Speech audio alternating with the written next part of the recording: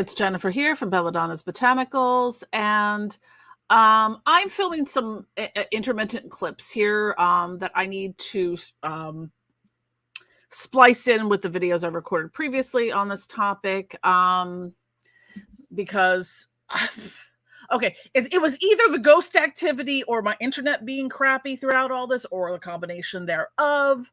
But some of my video recordings did not come out correctly. They're very distorted, very, I don't know, maybe that's what we need here. Very distorted. The audio and video don't match up and stuff like that. So anyways, the beginning of this video, the audio and video didn't match up. So I'm going to record this part of it.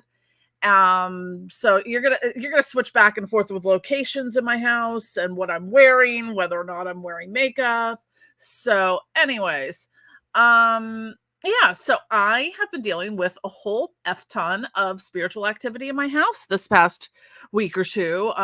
It's been interesting. I started with, there was a week when I think it was the previous week, where I was just exhausted. I wasn't sleeping well.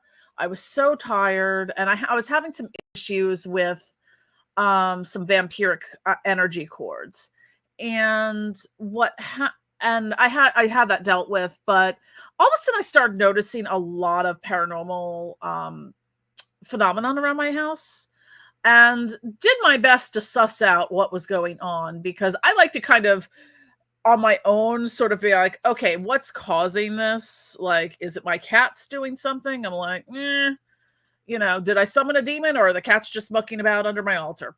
Most of the times the cats are just mucking about under my altar. Or the demons are playing with my cats under the altar. Hey, who's to say? That said, there were several occasions in which I walked past, you can't really see it from here over the, so directly, like sort of on an angle from this door here, is the main bathroom in the hallway. And I kept walking past, and out of nowhere, the bathroom drawers were completely open. And I was like, well, this is weird. And at first I assumed, I'm like, okay, well, Moon sometimes likes to go in the cabinet. Maybe she's going in the cabinet and pushing the drawer out. But the doors were never open. And a telltale sign is that my cats do not do things quietly, so I didn't hear anything. And sometimes the top drawer would be open, sometimes the bottom drawer would be open, sometimes both would be open. And there's nothing heavy in them. There's just makeup in them. I mean, how much does eyeshadow weigh, and some lipsticks and stuff like that? Not like I had bricks in there, although I may have put some tourmaline in there now. But that's where I ended up. I'm like, okay, well, this is weird. This is weird. Why do I keep ending up with the bathroom drawers opening? So yeah, I think this is all I need as far as the intro part goes. You'll probably see me again looking like this to interject at different parts in the video to explain things and talk about further developments. The one thing I do want to note, and I do have some video for this. I don't know whether I'll include it or not, because there's some crappy cell phone video. But I tested out the drawer theory to see if, like, the cats could open the drawers or the cabinets, and there was not enough for them to get their paws under. Like, I could barely do it with, like, my fingertips trying to pull it over, and I'm going to wager to guess I'm probably stronger than my cats and more dexterous. So that there was that. I kind of tested that theory. They're just not, it doesn't seem to be unlevel or anything else going on that would be causing the drawers to open. And sometimes when this would happen, like the other day, I think it was Monday, I was getting ready to go out, and I had been in the bathroom, and I came back. I was going to go put my makeup on, and the drawers were open again. And it happened another once or twice over that night as well, or I'd go to sleep, get up to go to the bathroom, the drawers would be open. I did witness, while I was in the bathroom one time, Corey trying to open the drawer and failing miserably, so I don't think it was Corey who did it. And if Corey could do it, because he's a lot bigger than Moon, I doubt Moon could open the drawers either. So they're fairly heavy, like as far as, being a cat being able to open it, I don't think so. So Anyways, let's go into the video I recorded on Monday. Hopefully it uh, turns out better than the video I recorded Sunday, which was just mangled garbage. Because I was thinking maybe this is cat activity because I'd like to rule out the mundane before we get to any of the wacky, I'm afraid of no ghosts, and having to call Ghostbusters, you know? So, anyways, so I've been trying to figure this out, and it's happened twice tonight. I was getting ready to leave. I had left the light on in the bathroom. I was in, the bathroom, and then I went out to probably change. And when I came back in to do my makeup, which is now really all over the place, the drawer was open again. Now, the two drawers, they're my makeup drawers. There's nothing exciting. Maybe she was anticipating me getting ready, but the cats weren't in there. So definitely not the cats. And after I went out, came home, yet again, the drawer was wide open, pulled all the way out, or most of the way out. Actually, it was pulled out further this time than it was earlier tonight. But both the cats were in the living room when this happened. So I have no idea. If the floor wasn't level, this would have been happening since I moved in here, not just started within the past week. And there's also been some other things, which is what led me to believe it was spiritual activity, and that, my lights were flickering yesterday. I kind of was like, well, it's raining. Maybe that happens. It's never happened before when it's rained here. So one of my overhead lights blew out the other day. I'm noticing some cold spots on the floor, which is weird because I have carpeting and just inhaled my hair. So, like, when I step on the floor, like, in spots, like, it feels cold, like, I'd spilled ice water there and it was starting to dry, but still kinda damp and wet and really cold. Um, I've noticed that in a few different places, so I have no idea really what's going on.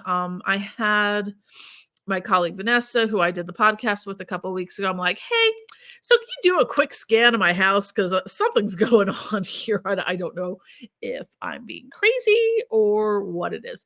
She got the sense that it was someone who was recently deceased from the general vicinity. I live in an apartment in town, or like a condo and townhome development, or complex. So all of the house kind of structures look, there's variations, but a lot of them look the same. I'm in a corner unit, so all the corner units that look like mine look exactly the same. So I don't know if this is someone who lived here in the past or recently passed away, because she got the feeling like the person was just confused and in the wrong place. Maybe someone lived here before. I mean, this complex was built in 1994, so I mean, it's not like ancient old, old homes and stuff like that, but I've been trying to suss out what is going on. She said she tried to contact the spirit, and the spirit was just kind of whatever, and went back into the bathroom. So I did a little bit tonight. I did the lesser banishing ritual of the pentagram in my bathroom. I don't know. I've done it before. I think was doing a clearing in my old house at some point. I think I've done it in the bathroom before. Now I can scratch bathroom seances off my bucket list because I was kind of working with I have a spirit box app, so that didn't really yield anything other than I think they found my burning of sage and the Florida water candle rude. So I personally do not like to burn sage. I don't like the smell of it. I just had like, it has a whole bunch of different things in it, but I've had it for a really long time. Because I don't burn sage. But if you have it sitting around, that's one thing. I prefer dragon's blood, so I did that. I have the candle burning. I kind of gridded out the four corners with black tourmaline, at least on the top. I feel like maybe I should put some underneath too. I do get I do get a sense of like an energy vortex or portal or something that might be there that I might need to close, but Yeah, this has just been I can't catch it happening. Like, I'll walk past the bathroom, door's closed, drawer's closed. I walk past a few minutes later, drawer's wide open. Sometimes it's one, sometimes it's both, sometimes it's the top one, sometimes it's the bottom one, but the door is never open on the cabinet, which is weird. So, now, I guess one of the things I kind of wanted to talk about in this with spirit activity is that a lot of time most of the times, you're going to be dealing with spirits of the deceased, and a lot of,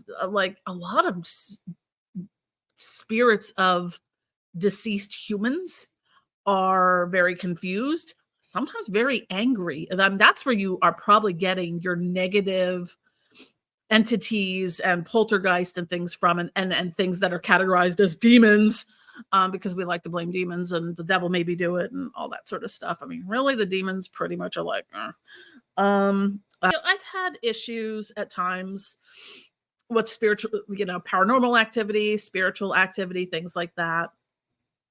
And more often than not, it is one of two things. It is energetic, attachments from living humans, or stuff having to do with the recently or, not so recently deceased. That has been my experience, and I talk to a lot of people and deal with this stuff regularly. I don't know that a lot of people like to think things or be like, "Oh my god, there's a demon under my sink," because our brains aren't really equipped to identify things beyond what we're sometimes told, the pardon, Hollywood of it all. And that's not always the case. Like, I'm like, this is not, not an Ed and Lorraine Warren movie here. Um,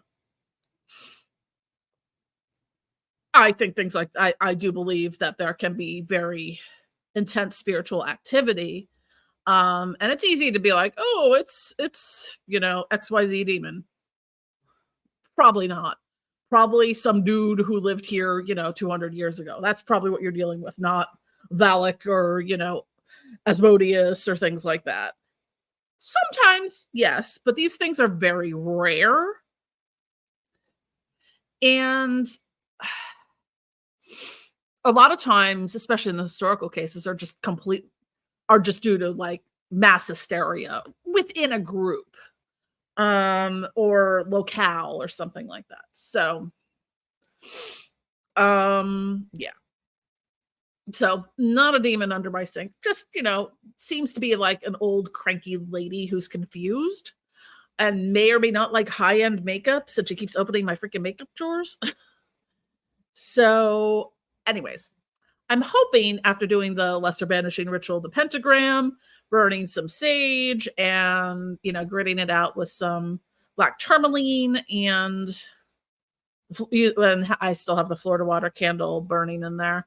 We'll have to see if the drawer stays closed, because, like, the other night I went to sleep, drawer closed, woke up to go pee a few hours later, drawers wide open. And that's what I was kind of like, what the F is going on here?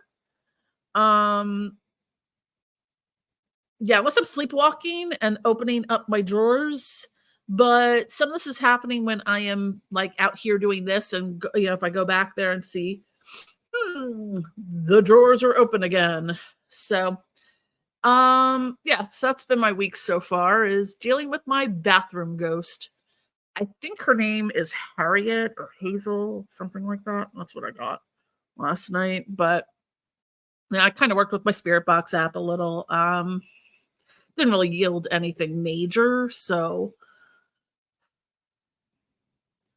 we'll just keep trying to cleanse, and get some necromancers in and some psychic mediums and all do like a really good energy cleanse. My recommendation is, if you have spirit activity like this in your house, if you're going to consult anyone, consult a reputable source. I'm not calling, the Catholic Church to get an exorcism here. And I would say beware of, unless someone is a historian or author that is writing scholarly books, if someone calls themselves a demonologist, Chances are you're running into one of two things. Someone who is very Christian and thinks, everyone, the devil made me do it. And, the hysteria of good versus evil and all that stuff that's been beaten into people since the beginning of time. Or you're getting the new age mysticism version of that. Yeah. So don't go look for a demonologist or something like that. And you want to make sure you have vetted reputable sources, because there are some people like, oh yeah, you've got demons in your oven, so I'll do a house cleaning for you for the low cost of 7,000 million bazillion 11 blue dollars. Oh wait, that didn't work quite right. Let me do it again for another 11 blue dollars. And maybe if you get this candle from me and this special thing, and keep doing this, then maybe, because you got to watch out for those people. They exist. I personally, I would rather refund you and lose money than to keep selling you bullshit that's not working. And that's a whole other issue and a much larger topic. But I have the people I work with on things like this that I trust. So, because there's a lot of charlatans and there's a lot of people out there that don't know shit about what they're doing. They might claim to be experts and stuff, but holy F, if you read a Wikipedia article and consider yourself to have a PhD, that's the equivalent of their expertise level. Because some people believe their own bullshit to the point where they're just choking on it. And you really have to watch out for those types, because I feel like half of what I do on this channel is debunking all the bullshit coming from every possible angle in the new age, occult, wellness communities, no matter what the faction. So that's it. Let's recap here. Most paranormal activity and spiritual, spirit activity like that, more often than not, your go-to should be, this is probably the spirit of a deceased person. This is quite possibly an energetic echo of a living person, because people have very strong energetic or energetic bodies or etheric bodies. Like I had a I don't know how to describe it, sort of like all these vampiric tendrils kind of woven throughout me. That came in, it wasn't intentional, but that came from someone that I was working with. That, like, I was effed up for like a week. And I was just kind of like, is there something going on here that's like, I'm not sick, it's not that, like, I tend to go through the ruling out as much mundane stuff as I can before jumping to the, oh my god, there's a ghost under my sink. And I'm still not entirely convinced there's a ghost under my sink. Like maybe my cats are just that magical, I don't know. But that's usually my thing. Step one, rule out the mundane BS, because chances are it's probably mundane BS. If it's not mundane BS, let's start looking at spirit activity being associated with either echoes from a living person, because someone who is like, say, they don't know that they're like a psychic vampire or an energy vampire, or some people have latent narcissistic qualities to them that wouldn't kind of put them in the overt classical narcissist category. They don't know what they're doing, and that's the energy signature that they have, which is going to be this vampiric narcissism. Do you want that attached to you? So sometimes you get those things attached to you from other people. That is possible. The other thing that can happen is if you do a lot of drugs and alcohol, there are non-specific, like parasitic entities that can get attached to you because of that. They're not demons, maybe not necessarily, the spirits of the deceased, could be, but there's a lot of different types of entities in the world. And there's plenty of books that go into all the different types of anything that you could classify as a spirit as. Um, so, there's that, because I've seen that happen before where it's just, I think, to kind of add a little caveat here, and I will get back to the rest of them, is that you really need to understand how energy works. To really get a good grasp of all of this, we develop energetic cords with everything we come in contact in a day. So I have energetic cords with my weird cats. I'm just watching Moon run across the room. Whoever I ran into today, I now have a cord attached. It can be very small, minuscule, unbothersome cords, but it's still something that happens. The closer you are with people, the more cords you have. This is why we do cord cuttings. And this is also why spiritual hygiene and energetic hygiene is very important. So take your salt baths. You don't have to go out and buy fancy, like I make fancy salt baths for all sorts of things. You don't even have to go out and buy those. You can go to your CVS, get a big bag of Epsom salt. That will do just fine.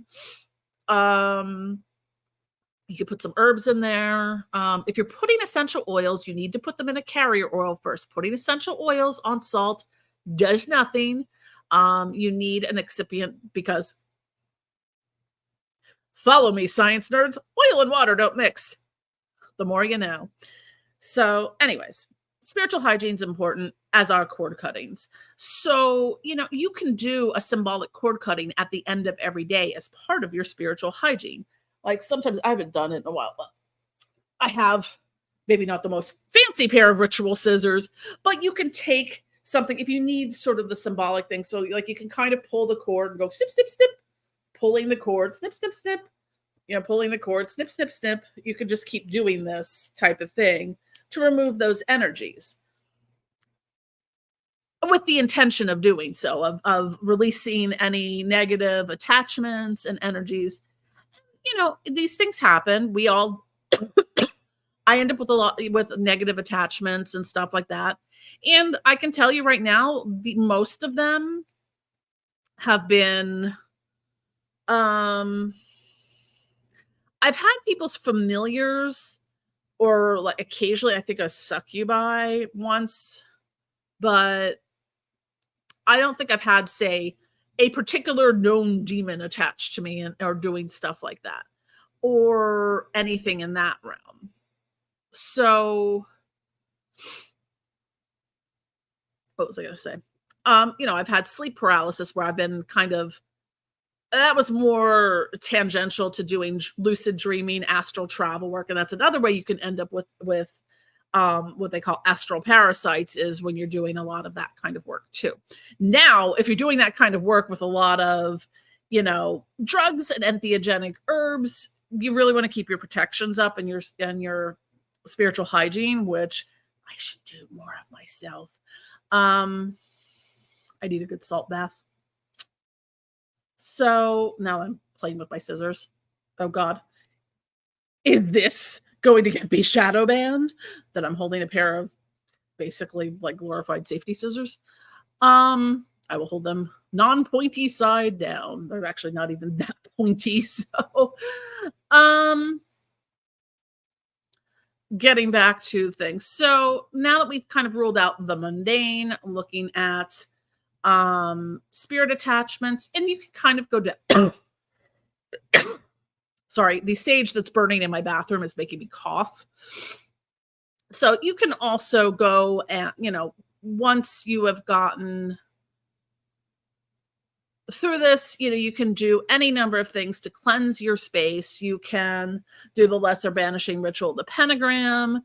You can smoke cleanse. I prefer dragon's blood. I'm using sage right now because I happen to have some handy. Florida water is great. Four Thieves is great. If there's something where you have, say, a cat in a box, a very big box. Anyways, so if you have a spirit that, this is more, it can depend, but more for recently deceased spirits. Sometimes people just need help crossing over. especially if they died suddenly or they died in their sleep, for any number of reasons. They might need help getting over to the other side. So what you would probably want to do in these instances is work with like a psychic medium or someone who is skilled in necromancy. I'm kind of iffy on both. So I would probably defer to someone else to do that work if that's what needs to be done. Yeah, you can do your own house cleansing kind of things. You can also have someone come in and do it for you. Sometimes some people do it remotely, some do it, physically coming to the house and, doing sort of the occult witchy version of an exorcism. So, but anyways, stay tuned for more exciting adventures of Jen's bathroom ghost. I would end up with a bathroom ghost. Although I think I had one at my old place too, because I remember one time I walked. It was only because I had taken a shower that I noticed this. I tend to take a lot more baths, so maybe I only shower like once a week. I take a bath almost every day, if not, yeah, probably about every day. Maybe once a month I miss a day because I'm being a little lazy. But I got out of the shower at my old place and I had my mirrors warded pretty heavily due to some like spiritual attack stuff. Maybe I should ward them. I don't know. I'll have to figure out a way to do that. But so I had gridded, like I had kind of taken this very thick oil that I made. I called it the oil of no return.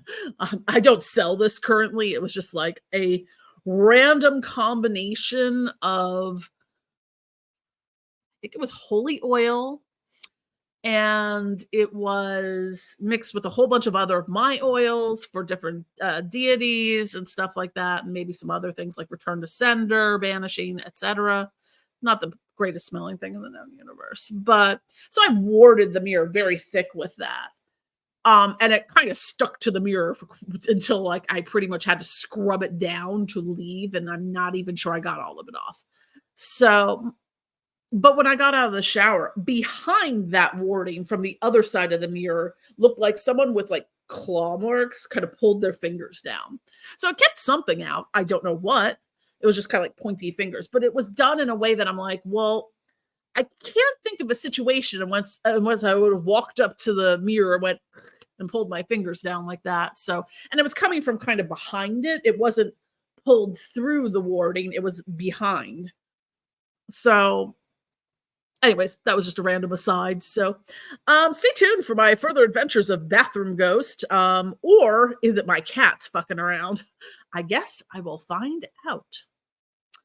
Otherwise, I've had, like I mentioned before, I've had some other things going on. So wish me luck. Hey. Anyways, I would just like to add a couple things to the video you just watched. Just as far as developments go and some clarifications on things.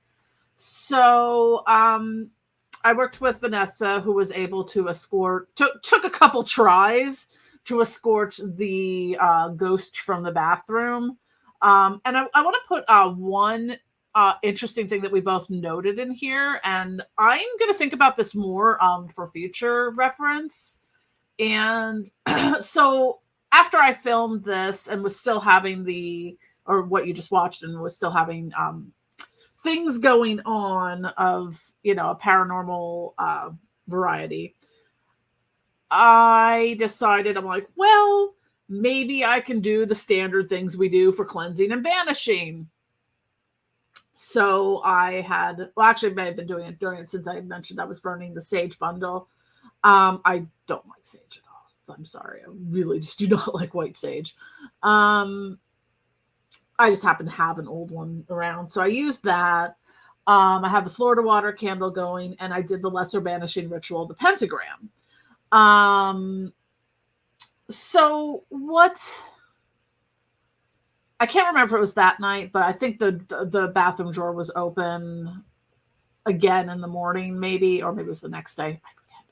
But what Vanessa noticed when she went in for like the second time, because I was still, even after she kind of escorted the lady to go, I still was kind of, the drawer kept opening, and I was still just feeling like that, I don't know what you want to call it, ghost sickness or something. So, I did the LBRP, the lesser banishing ritual, the pentagram. in there. And what she noted when she came back, came to get the ghost to leave, was that all of that bound that ghost from being able to do anything, but they were still here. So she was like, yeah. And she was really annoyed about it. So I hadn't thought of that before, in that maybe when we do these things like the lesser banishing ritual, and we do these cleansings, is we also need to, get the spirit and the energy out. And, I don't think that in this case, and also it's cold as here in the middle of winter. I can't just open the windows and hope the ghost leaves. So, so she was able to kind of, get the person out, worked with some spirit stuff to kind of get her going to wherever she needed to go on her journey. So there was that. So I thought she was gone, but I was still having some issues. So the next day, I was still having not as much, but I was still having some issues with the drawers opening.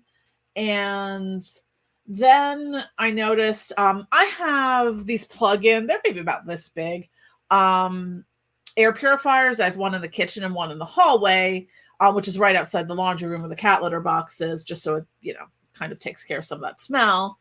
And I was walking back down the hallway. I'm like, why is this in the middle of the floor? Because it looked like it would have popped itself out of the wall and flown, across, 2 feet away or something, or a foot away. So I was kind of like, hey, can you just, scan again, see if there's anything going on? Well, apparently I have a treasure trove of elementals and all sorts of spirits, that are like, hey girl, hey. Some of them are, there are a couple that were trickster spirits. And the funny thing about it was that she kind of, talked to all of them. And then some of them are protectors. I'm going to keep them around. As she described the Norse, whatever the Norse version of gnomes are. I have a bunch of those. There's some trickster ones. That seemed okay. It was funny, because they were like, can you just stop messing with her stuff, making things go missing, all that. And I shit you not, it has been driving me crazy for the past month that all of like my storage container lids in the kitchen just disappeared. I'm like, where did all the lids go? They didn't fall out of the drawer and into the cabinet. I was like, I just was like, I do not know where all these went. I have no idea why the storage lids were of, because usually they prefer shiny things. And I was kind of like, this is weird. Why, where did they go? They're not in anything in the refrigerator. I have the like glass bowls and Tupperware that they go to. So I'm like, what happened to them? So, after she did this stuff for me yesterday, I went into the kitchen. I'm like, I went into the cabinet over the sink to look for something, and there's the pile of lids. I'm like, well, first of all, why would I put the pile of lids in the cabinet over the sink, which I don't use for that? So I'm like, why were these in here? But I got all my lids back, so yay. And there was, I don't think there was anything particularly malevolent. The one that seemed to have knocked out the air purifier, she described as not demonic, but sort of like a vampire baby. I'm like, I think it's Bat Boy from the Weekly World News. She's like, it was kind of like a little girl baby thing, but it had fangs and was hissing. I'm like, it was Bat Boy. No. But so I think everything since then is going okay. I will have to check and see if my bathroom drawer is still closed, because I'm curious. And I did, I can include it after this part if you want to watch me kind of demonstrate how hard it is to actually open them, to prove that it wasn't my cats doing it. I was hoping to catch the spirit activity. I think in order to do that, I probably would have had to have taken my Google Nest doorbell cam and like hooked it up in the bathroom. But yeah, so it seems to be better now. The energy feels clearer. I'm not hitting the cold spots on the floor anymore. And I think the drawer stopped opening. At least it hasn't done so, knock on wood, so far today. But yeah, it's I apparently I attract elementals and random spirits of the deceased. So that's fun. Because I had to laugh though too because Vanessa, she's like, "Is there a cemetery nearby?" I'm like, "Well, there's the one by my parents' house, and they still live there, but that's where I grew up." And not for nothing, I spent a lot of time in cemeteries in my wild and crazy goth art school goth youth. So love the cemeteries up here. They're some of my favorite. Yeah, I used to hang out in cemeteries. I know you are all completely shocked by this admission of that's not at all surprising, is it? Yeah, I didn't think so. So, anyways, hopefully that takes care of the spirit activity for now. I'm working with the sort of brownies and gnomes and or whatever they are. The friendly elemental spirits and stuff. Some of them are probably land spirits too. Just I had them in my old house, and it was so funny. After I moved, my mom's like, "Why are all your boxes have all these random dimes and little crystals in it?" I'm like, stuff. Because as I was moving, I was clearing it because I used to keep them over all the door jambs, like above like the door on the molding. I used to have all the like dimes and pennies and little pieces of crystal up there. So that's kind of like peace offerings and protection stuff for them. So anyways, that was fun with ghosts. So that's why I haven't made a whole lot of videos because I was kind of dealing with some of this stuff. But yeah, everything feels a little better now, lighter. I'm still tired, but it's just the time of year here for me. So anyways, thank you for watching. I just wanted to make the video to talk about this a little bit because I'm sure we all have things like this happen and, just kind of what the process is for going through it. Now, though, I will, if I ever have spirit act or paranormal activity like this again, in addition to doing the standard cleansing type stuff that we do, like smoke cleansing, Florida water, lesser banishing ritual, the pentagram, also going to involve, I was going to say an escort service, but that kind of sounds a little... a service, adding a step in which I work with the spirit to get them to move on, to cross over, to find a new place, go bother someone else, or, all spirits have different things. I get ghost activity a lot. Most of the time, like if it's a spirit of deceased, like sometimes they're coming to tell me something. A lot of times they're attached to people I know. So yeah. That's a whole thing. Anyways, thank you for watching. Don't forget to click like and subscribe. What was I going to say? Click the notifications, sign up for our e-newsletter, and follow us on social media to keep track of everything that we're doing all the time.